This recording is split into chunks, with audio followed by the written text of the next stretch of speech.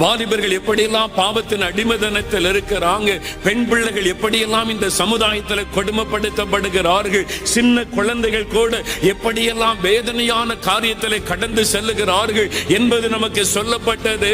அந்த காரியத்தை பார்க்கும் போது நம்முடைய உள்ளத்தில் ஒரு வேதனை உண்டாக வேண்டும், ஒரு பாதிப்பு உண்டாக வேண்டும். யோசித்து பாருங்க, பாதிப்பு உண்டாக வேண்டும். என் மனைவி சொன்ன ஒரு காரியம், ஒரு வேதனையான காரியத்தை நான் செய்தித்தாளில் வாசித்தேன். நம்ம திருநெல்வேலி மாவட்டத்தில் அது நடந்திருக்குது. என்ன காரியம்னு கேட்டேன். ஒரு 4 வயசு சின்ன பிள்ளைய ஒரு வாலிபன் கெடுத்திருக்கிறான். செய்தித்தாளில் வந்து அந்த வார்த்தை, 4 வயசு குழந்தை, அதுக்கு என்ன தெரியும்? அந்த சின்ன பிள்ளைக்கு என்ன தெரியும்? அந்த பிள்ளையோடு தவறாய் நடந்து அதை கொன்று அதை பார்சலாக்கி போட்டு விட்டு போயிருக்கிறான். அவனை கண்டுபிடிச்சிட்டாங்க. அதை கேட்ட உடனே சில நிமிஷ நேரம் என் இருதயமே ஸ்தம்பித்து விட்டது. என்ன நான் சொல்லிக்கிட்டே இருக்கேன், நீங்க பதிலே சொல்லலையே, நான் இந்த சம்பவத்தை சொல்றேன், நீங்க ஒண்ணுமே சொல்லலையே அப்படின்னு என் மனைவி கேட்டான். நான் சொன்னேன், இதுல என்ன சொல்ல முடியுது? அந்த காரியமே என்னை துக்கப்படுத்துகிறது. அந்த 4 வயசு குழந்தை அந்த ஆத்துமாவுக்காக இயேசு ரத்தம் சிந்தி இருக்கிறார். அந்த குழந்தையை உருவாக்கின ஆண்டவர். அந்த சின்ன பிள்ளைக்கு என்ன தெரியும்? எவ்வளவு கொடூரமான காரியம் நம்ம சுற்றிலும் நடக்கிறது. ஒரு வாலிபன் ஒரு மிருகத்தை போல நடந்திருக்கிறானே, அந்த பிள்ளையினுடைய உள்ளம் எவ்வளவாய் வேதனைப்பட்டு துடித்திருக்கும்.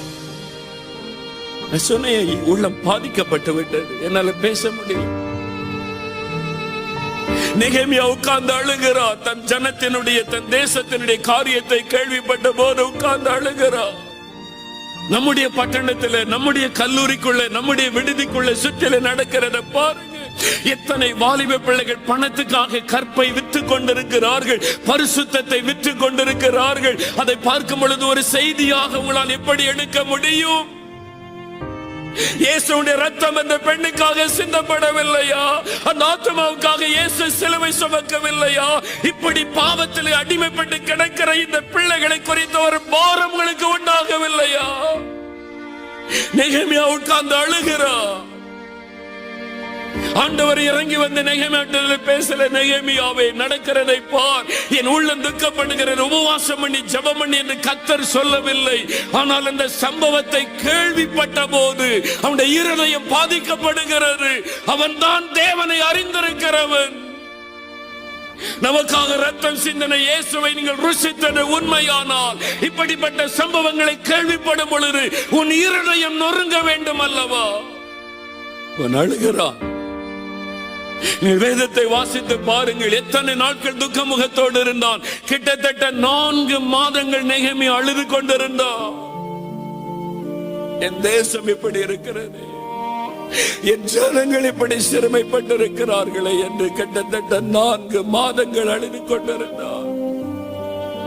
இந்த பெரிய இந்தியா தேசத்தை நோக்கி பாருங்கள்.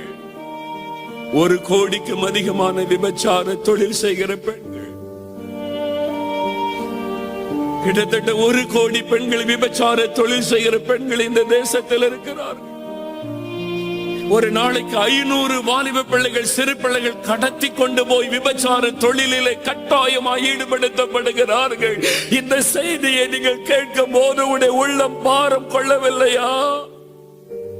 உங்க வீட்டில் இருக்கிற உங்கள் சகோதரி, உங்கள் வீட்டில் இருக்கிற ஒரு பிள்ளையை கடத்தி கொண்டு போய் விபச்சாரி ஆக்கிவிட்டார்கள் என்றால் எப்படி ஜெபம் பண்ணுவீர்கள்? எப்படி நிம்மதியாயிருக்க முடியும்? எப்படி தேவ சமூகத்தில் நடனமாட முடியும்? ஒரு நாளைக்கு 500 பெண்கள் கடத்தப்பட்டு விபச்சாரி ஆக்கப்படுகிறார்கள் இந்த தேசத்திலே. எப்படி உன்னால் நடனமாடி கொண்டிருக்க முடியும்? ஆத்துமாக்கள் அழிந்து கொண்டிருக்கிறது. அந்த 500 ஆத்துமாக்களுடைய உள்ளம் எப்படி வேதனைப்பட்டு கொண்டிருக்கும்? இருட்டு அறையிலே அடைக்கப்பட்டு உங்களை போல வாலிப பிள்ளைகள் 12 வயதிலே 14 வயதிலே விபச்சார ஸ்திரீகளாக மாற்றப்படுகிறார்களே. உங்களுடைய இருதயத்தில் இந்த வேதனை காணப்பட வேண்டும் அல்லவா? தேவன் அப்படிப்பட்ட மக்களை தேடுகிறார். நடக்கிற சம்பவங்களை பார்த்தவுடைய உள்ளம் துக்கப்பட்டு கொண்டிருக்கிறது. நாமோ நடனம் பண்ணி கொண்டிருக்கிறோம் தேவ சமூகத்திலே. நடனமாடுகிற காலம் அல்ல, ஆத்து மக்களுக்காக அழுது புலம்ப வேண்டிய காலம். நெகேமியா அழுகிறான். அவருடைய குடும்பத்தில் யாராவது பாதிக்கப்பட்டிருக்காங்களா? நெகேமியாவே, யார் உங்க வீட்டுல இறந்து போனது? எங்க வீட்டுல யாரு சாகல. என் தேச மக்கள் அந்த பாரம்